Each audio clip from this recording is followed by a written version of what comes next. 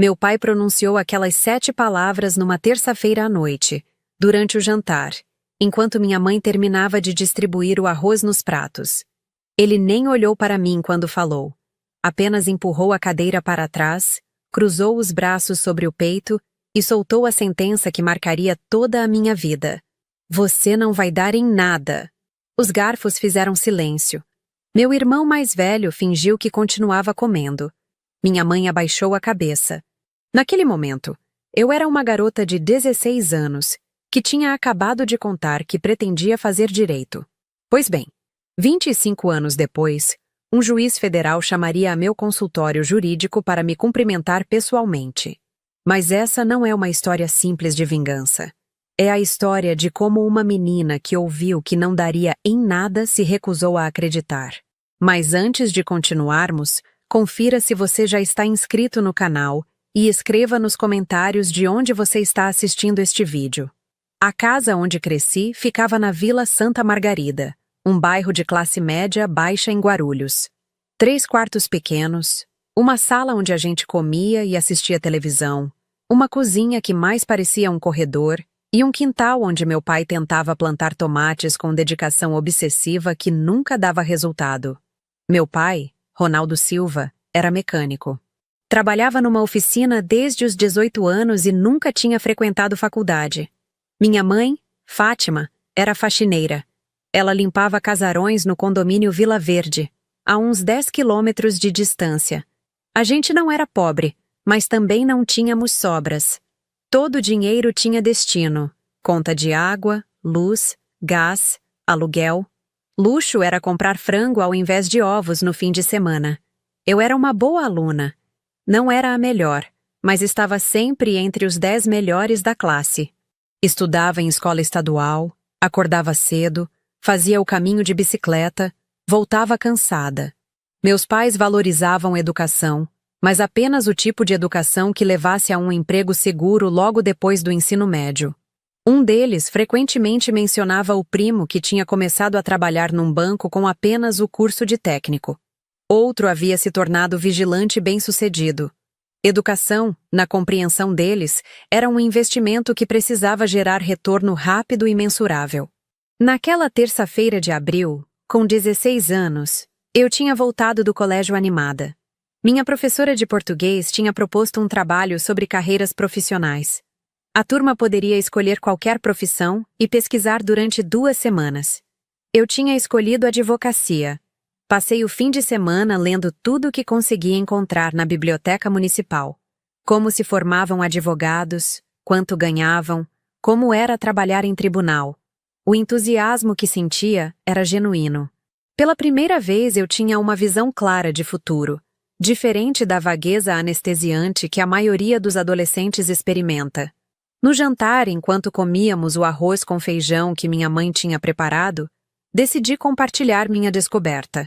Falei sobre as responsabilidades de um advogado, sobre os cursos que precisaria fazer, sobre as competições de oratória que existiam nas universidades.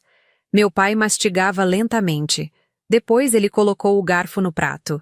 Aquela pausa, aquele silêncio que precedeu a frase, foi como aquele instante antes de um trovão. Eu sabia que algo ruim vinha. Diana, ele disse, finalmente olhando para mim. Você não vai dar em nada. Depois disso, ele continuou comendo como se nada tivesse dito. Minha mãe pediu para eu pegar mais feijão na cozinha. Meu irmão trocou de canal na televisão. E eu fiquei ali, com 40 gramas de sentimento concentrado no peito, aprendendo a primeira grande lição sobre rejeição. O que acontece quando a pessoa que te criou, que deveria ser sua rede de apoio, te diz que você não vai dar em nada? A resposta não é simples nem rápida. Não é aquela reação de filme onde você grita que vai provar que ele estava errado. Você apenas internaliza a crença. Ela se sedimenta no seu subconsciente como uma verdade geological, como se fosse um fato tão óbvio quanto a gravidade. Continuei indo para a escola.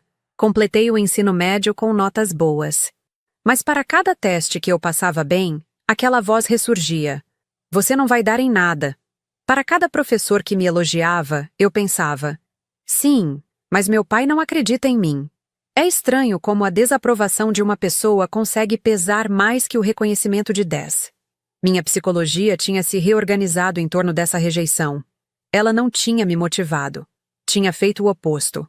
Aos 18 anos, quando chegou a hora de pensar em faculdade, meu pai foi claro. Não tínhamos dinheiro para investimento em educação superior que não gerasse retorno garantido. Ele sugeriu técnico em administração. Minha mãe propôs enfermagem, dizendo que era profissão segura. Ninguém mencionou direito. Ninguém mencionou universidade.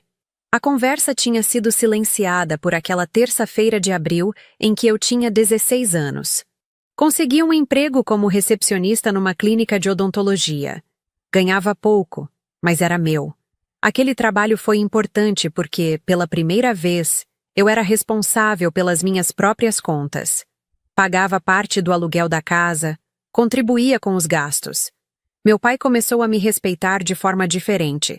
Não porque eu tivesse provado algo intelectual, porque eu era uma geradora de renda.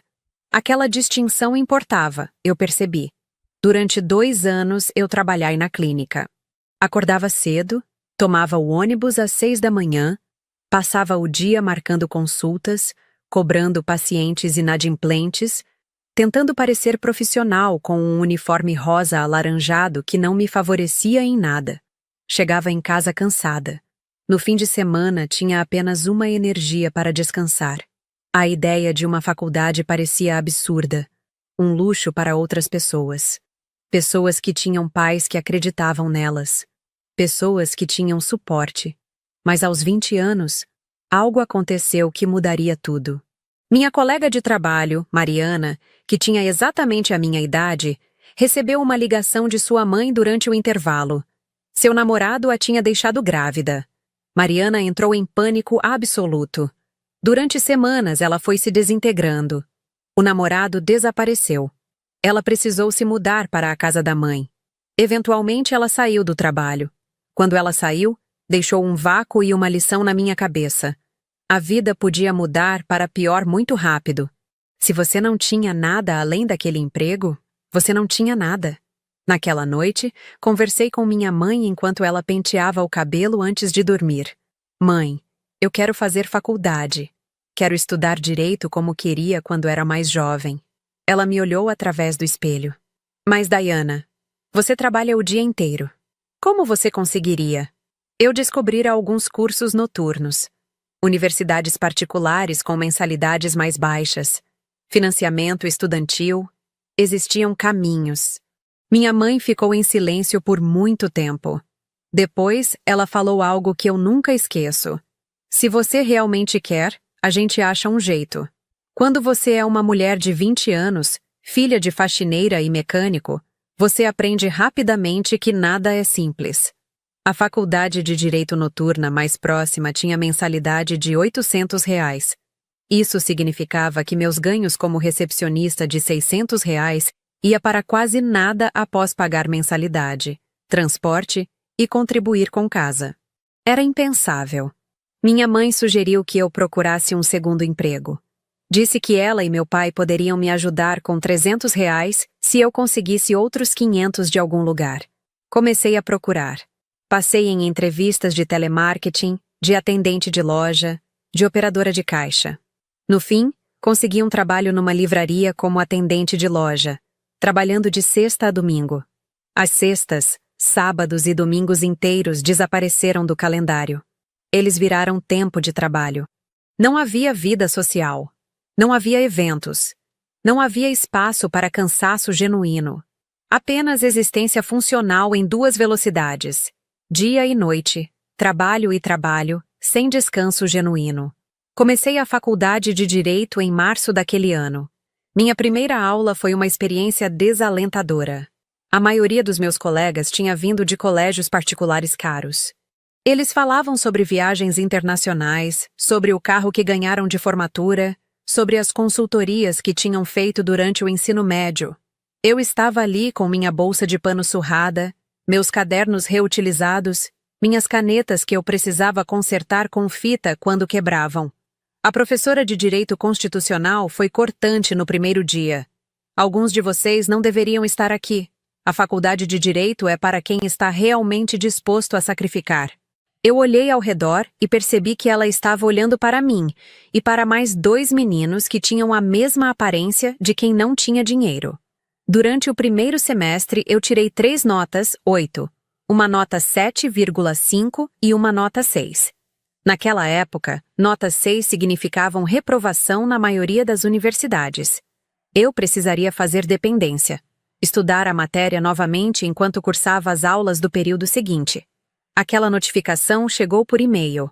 Meu coração afundou. Eu estava falhando. Assim como meu pai havia dito, eu não estava dando em nada.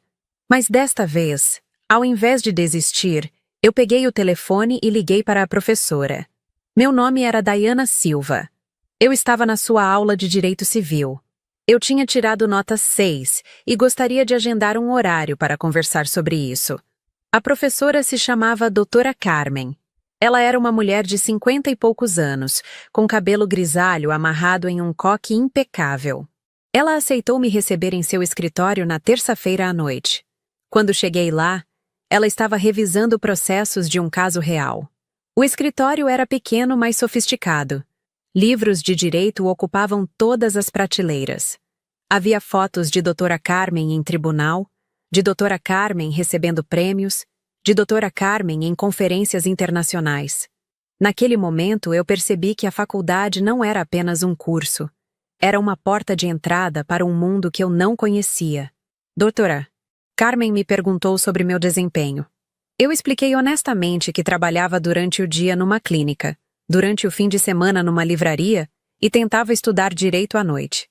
Que eu tinha dúvidas genuínas sobre minhas capacidades. Que minha família não acreditava que eu conseguiria. Que talvez meu pai estivesse certo. Que talvez eu realmente não fosse dar em nada. Doutora Carmen escutou tudo em silêncio. Quando eu terminei, ela se inclinou para a frente. Dayana, você sabe o que separa os advogados que prosperam dos que fracassam? Não é inteligência. Tem muita gente inteligente que fracassa. É determinação combinada com a capacidade de pedir ajuda. Você é uma das duas. Pela sua conversa comigo, você está tentando ser. Vem aqui no meu escritório toda semana depois da aula. Você vai estudar comigo até tirar um 10 naquele teste. Pode ser? Cada terça-feira, durante 4 meses, eu voltava para o escritório de Doutora Carmen depois da faculdade. Eu chegava cansada, com os pés doloridos, com a voz rouca de ter atendido clientes a noite inteira. E lá estudávamos. Ela explicava conceitos que não tinha entendido, me fazia refazer as questões, corrigia minha argumentação. Nunca foi caridade disfarçada. Ela era dura. Quando eu não sabia, ela não aceitava respostas vagas. Quando eu desistia, ela reenergizava. Naquele teste de reposição que eu fiz 3 meses depois, tirei 8,5. Não foi 10. Mas foi aprovação genuína. E mais importante, foi resultado de trabalho específico e orientação de qualidade. Quando recebi a nota, Doutora Carmen me mandou uma mensagem. Você começou a dar em algo. Continue assim. Aquele semestre mudou minha trajetória inteira. Porque agora eu tinha alguém de credibilidade que acreditava em mim. Não minha mãe, que sempre acreditou, mas não tinha autoridade no mundo acadêmico. Não meus colegas que me ignoravam. Mas alguém que tinha legitimidade. Alguém que tinha alcançado sucesso. Alguém que estava dizendo: você pode. Meu relacionamento com o trabalho também começou a mudar. Quando as pessoas da livraria viam a dedicação que eu tinha com a faculdade, começaram a oferecer mais horas. Mais horas significava mais dinheiro. Mais dinheiro significava que talvez meu pai pudesse parar de suplementar minha mensalidade. Talvez eu conseguisse uma pequena independência financeira mesmo sendo ainda uma estudante. Aos 22 anos, no meio do meu 2º ano de faculdade, meu pai sofreu um infarto. Não foi grave. Teve uma recuperação completa, mas aquele evento mudou a dinâmica emocional da casa. Ele passou a trabalhar menos, passou a ficar mais tempo em casa e começou a fazer perguntas sobre meus estudos. Não de forma crítica, de forma curiosa. Quando eu falava sobre um caso que tínhamos estudado em aula de processo penal, ele me escutava com atenção. Quando eu comentava sobre jurisprudência, ele perguntava o que significava. Ele nunca pediu desculpas, mas aquele interesse representava algo. Uma micro-reconciliação. Uma admissão silenciosa de que talvez ele tinha estado errado. O terceiro e quarto anos de faculdade foram mais intensos academicamente, mas menos financeiramente difíceis. Consegui montar um grupo de estudos com outros colegas. Uma menina chamada Juliana, que vinha de classe média, mas tinha valores similares aos meus. Um menino chamado Felipe, que tinha conseguido bolsa de mérito. Nós três estudávamos juntos nas bibliotecas, compartilhávamos materiais, competíamos de forma saudável. Eles se tornaram meus amigos genuínos. E através deles percebi que havia pessoas na universidade que não viviam em bolhas de privilégio. Havia pessoas que lutavam como eu. Quando me formei aos 24 anos, meu pai estava na plateia. Ele usava um terno que minha mãe tinha mandado limpar. Aquele terno que ele guardava para ocasiões muito especiais. Quando chamaram meu nome e eu caminhei para receber o diploma, ele aplaudiu. Não foi uma ovação, mas foi genuíno. Naquela noite, no jantar que fizemos em casa, meu pai não falou muito. Ele apenas levantou uma caneca de cerveja e disse: "A doutora Diana Silva." Ele tinha enfatizado doutora, como se aquele título tivesse acabado de ganhar existência real naquele momento. Passar na prova da Ordem dos Advogados foi a próxima montanha. Estudei como nunca tinha estudado antes. Utilizei todos os recursos que consegui reunir. Fiz cursinhos pré-OAB, pagos pelos meus poupanças. Doutora Carmen continuou me orientando. Nas vezes em que eu fraquejava, que queria desistir, ela dizia a mesma coisa. "Você já venceu batalhas muito maiores." E era verdade. Perto do sacrifício que tinha feito para chegar até ali, uma prova era apenas um obstáculo dentro de muitos que eu já tinha superado. Passei na primeira tentativa. Dos 22 candidatos daquela segunda fase da prova que fiz, 14 não passaram. Eu estava entre os 8 que conseguiram. Quando recebi o resultado, liguei para minha mãe primeiro. Depois para a doutora Carmen. Depois para meu pai. Sua reação foi simplesmente: "Parabéns." Nada de dramático. Nada de emoção efusiva. Apenas um reconhecimento simples de que eu tinha atingido uma meta. Meu primeiro trabalho como advogada foi como assistente jurídica num pequeno escritório que tinha 8 funcionários. O salário era R$ 1.200. Menos do que eu ganhava com meus 2 trabalhos combinados. Mas era advogada. Era meu trabalho real. Eu deixei a livraria. Mantive apenas a clínica odontológica por mais 2 meses até conseguir uma segunda chance como advogada. Dessa vez numa assessoria jurídica de uma pequena empresa de construção. Agora tinha 2 trabalhos de advogada. 2 salários que somados chegavam a R$ 2.400. Era pouco para uma advogada iniciante. Era muito para uma filha de faxineira e mecânico. A contradição era minha nova realidade. Durante os 5 anos seguintes, fiz tudo o que um advogado iniciante faz. Trabalhei para diferentes escritórios. Fiz especialização em direito tributário porque percebi que era uma área com menos concorrência. Atendi a madrugadas quando clientes precisavam. Preparei documentos que ninguém quer preparar. Fiz pesquisa jurisprudencial durante horas. Perdi relacionamentos porque não tinha tempo disponível. Perdi amizades porque estava sempre trabalhando. Perdi minha juventude para investir em construção profissional. Mas isso não é uma história de repouso. É uma história de progresso constante. Cada projeto que eu pegava, eu me dedicava completamente. Cada cliente que eu atendia, eu tratava como se fosse a causa mais importante do universo. Cada conhecimento que eu agregava era cuidadosamente armazenado. Porque eu sabia que oportunidades esperavam pessoas que tinham conhecimento combinado com reputação de confiabilidade. Pessoas como eu começavam a ser recomendadas. Tenho uma advogada que é muito boa em tributário, ela se chama Diana Silva. Aos 27 anos eu ganhava o suficiente para comprar um pequeno apartamento num bairro que era em transição. Pinheiros estava começando a se gentrificar. Peguei um financiamento de 20 anos. Meu pai foi comigo para assinar os documentos. Quando o gerente do banco pediu para ele assinar como avalista, meu pai assinou sem questionar. Ele estava apoiando. Talvez não verbalmente, mas através de ações. Meu primeiro cliente de grande relevância chegou quando eu tinha 28 anos. Uma empresa de 70 funcionários que estava sendo investigada por questões tributárias. O dono da empresa tinha sido indicado a mim por uma cliente que eu tinha representado em questão menor. Ele reuniu comigo durante 1 hora. Explicou a situação inteira. No fim da conversa, ele perguntou quanto eu cobrava como consultora jurídica. Eu disse um valor que era mais alto que qualquer coisa que eu tinha cobrado antes. Metade do que qualquer escritório grande cobraria. Ele apenas assentiu. Quando você pode começar? Aquele caso durou 8 meses. Envolveu análise profunda de registros fiscais, comunicação com órgãos governamentais, preparação de documentação específica, reuniões com contadores e inspetores da Receita Federal. Durante esses 8 meses, aquele cliente não apenas viu meu trabalho. Ele observou meu compromisso, minha precisão, minha dedicação a detalhes. Quando o caso se resolveu favorável, ele me convidou para ser consultora jurídica permanente da empresa. Aquele contrato mensal somado ao meu trabalho como advogada em assessoria jurídica de outra empresa significou que aos 29 anos eu ganhava R$ 5.000 por mês. Mais que suficiente. Mais que estável.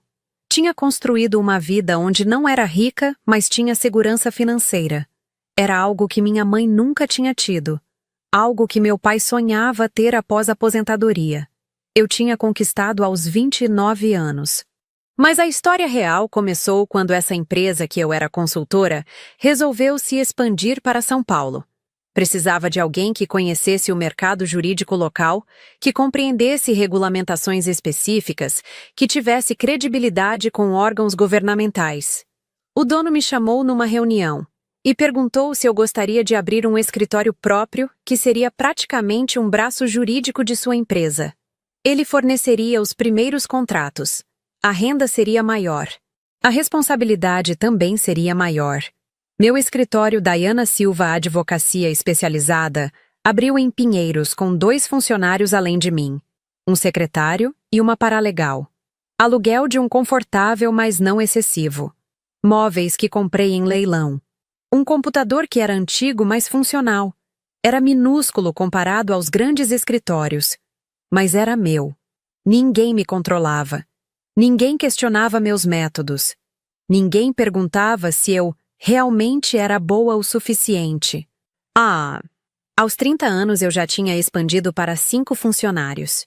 Ainda era pequeno, mas minha reputação em direito tributário começava a se solidificar. Órgãos governamentais que reclamavam quando eu acionava, agora me retornavam e-mails com rapidez. Clientes me recomendavam para outros clientes. Meu faturamento anual chegava a R$ 200.000. Desses, 90.000 entravam como meus lucros. Mais que suficiente. Mais que o suficiente. Eu havia multiplicado a renda de meus pais muitas vezes. Eu havia criado empregos. Eu havia construído algo.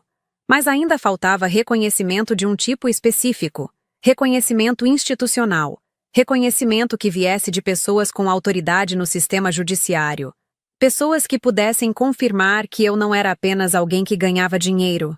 Eu era alguém que tinha valor no mundo jurídico em nível que transcendia transações comerciais.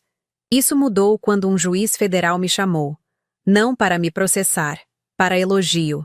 Um caso que eu tinha preparado havia sido trazido para sua corte.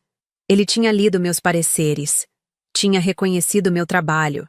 Tinha enviado correspondência ao meu escritório pedindo que eu agendasse um horário na sua sala durante uma semana, que ele estaria disponível. Entrei na sala do juiz federal vestida com meu melhor terno. Não era caro, mas era bem confeccionado e bem mantido. Meu cabelo estava penteado com cuidado. Minhas unhas estavam limpas. Eu era uma mulher de 31 anos que tinha começado como recepcionista. Agora eu estava sendo recebida por um juiz federal que queria conversar comigo. Ele se levantou quando eu entrei. Estendeu a mão. Doutora Silva, que prazer conhecê-la pessoalmente. Seu parecer sobre a questão tributária foi excepcional. Trabalho muito bem feito. Eu agradeci. Nós conversamos durante 45 minutos sobre direito tributário, sobre jurisprudência, sobre casos interessantes. Ele tratava como colega. Não como advogada iniciante, como colega. Quando eu saí daquela sala, algo tinha mudado fundamentalmente na minha percepção de mim mesma. Eu não era mais alguém que estava tentando provar que era boa o suficiente. Eu era alguém que tinha comprovado através de trabalho consistente que tinha valor genuíno no meu campo. Naquela noite, liguei para meu pai. Sem motivo específico. Apenas para conversar. Ele falava sobre seu trabalho na oficina. Sobre os tomates do quintal que finalmente estavam crescendo direito. Quando passou o telefone para minha mãe, eu falei sobre meu encontro com o juiz. Minha mãe comemorou entusiasmada. Meu pai pegou o telefone de volta. Diana, eu vi no jornal que tem uma nova lei sobre tributação. Você acha que vai afetar seus clientes? Ele estava se interessando genuinamente. Ele estava me vendo como especialista. Quando desliguei, me senti estranha. Não triste. Nem exatamente feliz. Era algo mais complexo. Era um senso de conclusão, de que eu tinha respondido àquela pergunta que tinha sido feita há tantos anos. Aquela pergunta que tinha sido colocada em forma de afirmação negativa. Você não vai dar em nada. Mas dar em algo não é tão simples quanto parecer em filmes. Não é sobre tirar uma camiseta com a frase "eu avisei" e fazer alguém se arrepender. Não é sobre humilhação pública, porque eu não buscava a humilhação de meu pai. Ele estava indo bem. Ele estava aposentado, recebia benefícios, tinha estabilidade. Ele não tinha perdido nada com meu sucesso. Ao contrário. Meu sucesso significava que minha mãe parou de fazer faxina. Significava que meu pai podia usar óculos importado que ele queria, mas achava luxo. Significava que meu irmão mais velho conseguiu um emprego melhor porque a gente tinha conexões. Significava que a minha sobrinha está estudando em colégio melhor. Significava que nosso fim de semana agora tinha meu pai me apresentando para amigos da oficina como minha filha, a advogada. Aprendi algo que transcende minha história específica.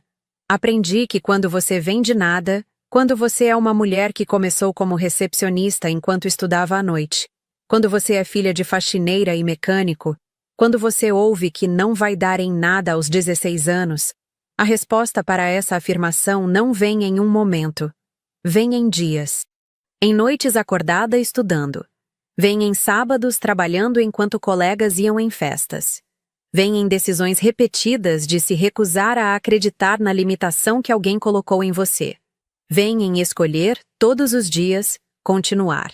Porque sim, eu dei em algo. Tenho um escritório jurídico funcional. Tenho clientes de qualidade. Tenho reconhecimento no meu campo. Tenho estabilidade financeira que oferece segurança genuína. Mas isso não é a parte mais importante.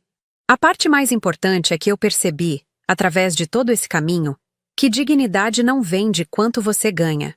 Não vem de quantas pessoas reconhecem seu trabalho. Vem de saber que você fez tudo ao seu alcance. Que você se recusou a aceitar limitações que outras pessoas queriam colocar em você. Que todos os dias você escolheu tentar de novo, mesmo quando era mais fácil desistir. Meu pai nunca vai dizer explicitamente que estava errado. E tudo bem, porque eu descobri que não preciso de sua validação verbal. Preciso apenas saber que tentei com honestidade, que trabalhei com integridade, que tratei as pessoas com respeito, que construí algo real com minhas mãos, minha mente e minha determinação. Quando você é uma mulher que começou do nada e construiu algo, você não precisa que ninguém confirme isso. Você carrega a certeza dentro de você. E nenhuma frase dita numa mesa de jantar 25 anos atrás consegue tirar isso de você. Porque eu não só dei em algo. Eu transformei, você não vai dar em nada, em um combustível que nunca esgota.